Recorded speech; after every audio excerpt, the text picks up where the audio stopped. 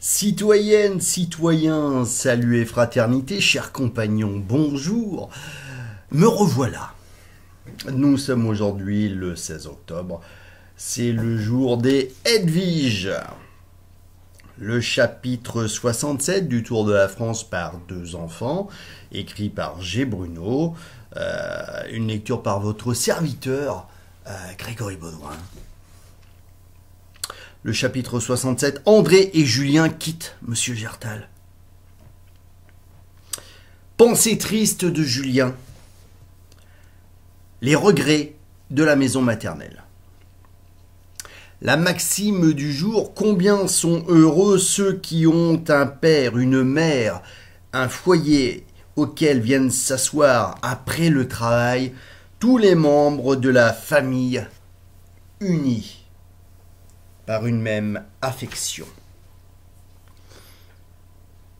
C'était à Valence, chef-lieu du département de la Drôme, dans le Dauphiné, que nos trois amis devaient se quitter. Monsieur Gertal y acheta diverses marchandises, y compris des objets de mégisserie, gants, maroquinerie et peaux fines, qu'on travaille à Valence, à Annonay et dans toute cette contrée de la France. Ensuite, Monsieur Gertal se prépara à repartir. Après 6 semaines de voyage et de fatigue, il avait hâte de retourner vers le Jura, où sa femme, son fils l'attendaient. Les enfants, d'autre part, avaient encore 60 lieues à faire avant d'arriver à Marseille. Ce fut sur la jolie promenade d'où l'on découvre d'un côté les rochers à pic qui dominent le Rhône et de l'autre côté les Alpes du Dauphiné que nos amis se dirent adieu. « André, dit Monsieur Gertal, quand tu m'as demandé quelque chose comme salaire à Besançon, je n'ai rien voulu te promettre, car je ne te connaissais pas. Mais depuis ce jour, tu t'es montré si laborieux, si courageux, et tu m'as donné si bonne aide en toutes choses que je veux t'en montrer ma reconnaissance. J'ai fait l'autre jour à Julien le cadeau que je lui avais promis. Voici maintenant pour toi, André, quelque chose. » Et il tendit au jeune garçon un porte-monnaie tout neuf, où il y avait 3 pièces de 5 francs en or. 3 pièces de 5 francs en or. Avec vos autres économies, dit Monsieur Gertal, cela vous fera à présent 100 francs, juste. J'ai aussi tenu à mentionner sur un certificat ma bonne opinion de toi et l'excellent service que tu as fait pour mon compte depuis 6 semaines. Le maire de Valence a légalisé ma signature et mis à côté le sceau de la mairie. Voilà également ton livret bien en ordre. Le voisin d'en haut veuille à présent, mes enfants, vous accorder un bon voyage. Et le Jurassien, sans laisser à André le temps de le remercier, l'attira dans ses bras, ainsi que le petit Julien. Il était ému de les quitter tous les deux.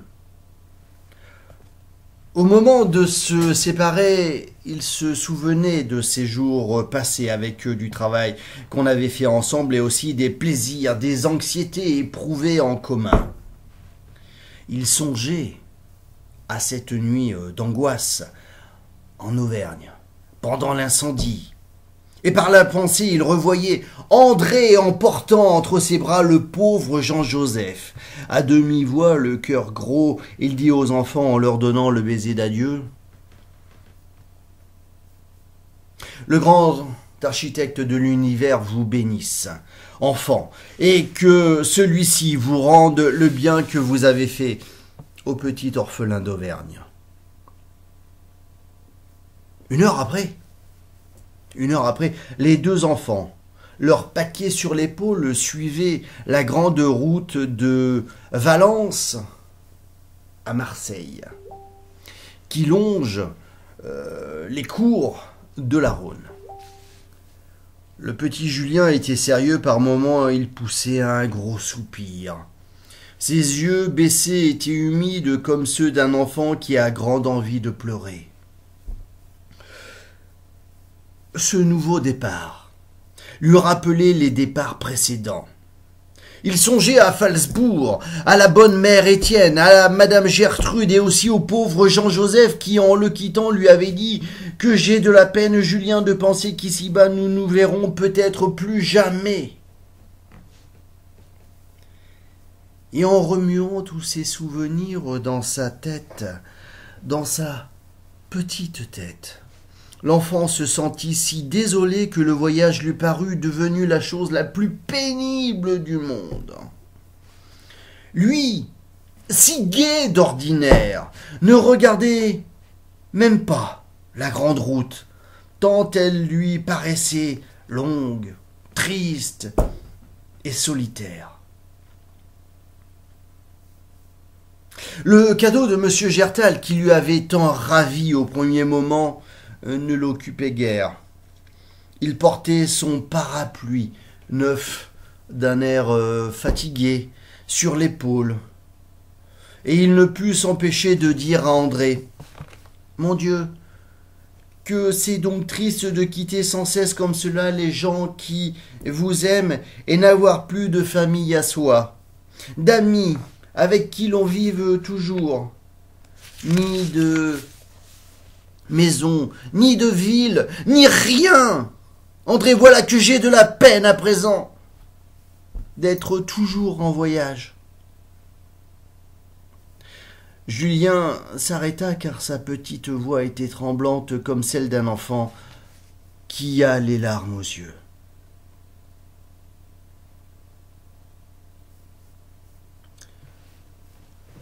André le regarda doucement. « Du courage, mon Julien, lui dit-il. Tu sais bien que nous faisons la volonté de notre Père. Nous faisons notre devoir. Que nous voulons rejoindre notre oncle et rester français, coûte que coûte. Marchons donc courageusement et, au lieu de nous plaindre, remercions le grand architecte de l'univers, au contraire de nous avoir rendu si douces les premières étapes de notre longue route. Combien chacun de nous serait plus à plaindre s'il était absolument seul au monde comme Jean-Joseph.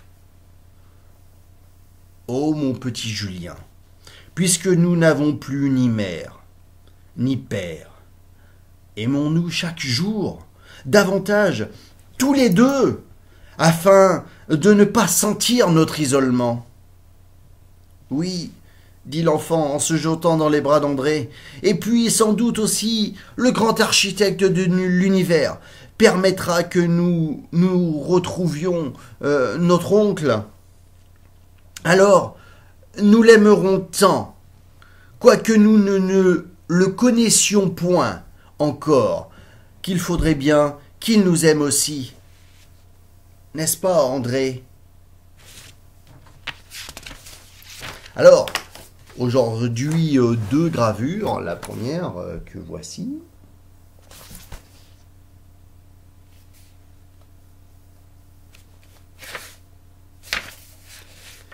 Où il se dit meugicier, le mot de tout à l'heure. Meugicier travaillant à assouplir une peau.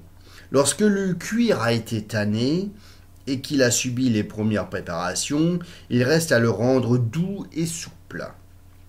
Pour cela, l'ouvrier l'étend sur une table et le frotte avec un instrument en bois cannelé qu'on surnomme Marguerite. On appelle meugissiers les ouvriers qui travaillaient les peaux fines et corroyeurs ceux qui travaillent les peaux plus grossières. Eh bien, vous voyez, ce soir, je m'endormirai moins bête parce que j'avais oublié ceci. La deuxième gravure.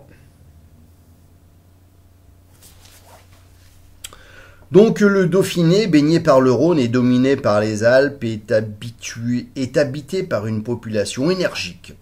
Outre la ville de Grenoble, 45 000 habitants à l'époque, renommés pour ses gants et ses liqueurs, Vienne est connue pour ses manufactures de draps et ses tanneries. Valence et Montélimar pour leur soie et leur nougat. Gap est une petite ville située dans les montagnes qui fait le commerce de bestiaux. Briançon, quant à elle, place forte, est la ville la plus élevée de la France. Elle est à 1300 mètres au-dessus du niveau de la mer. Voilà. Eh bien, notre prochain chapitre sera donc le chapitre 68, les mûriers et les magnaneries du Dauphiné. D'ici là, par le ciel, partout, pour tous, que la force soit avec vous et salut et fraternité. Eh bien, j'ai perdu mon bouton. À bientôt!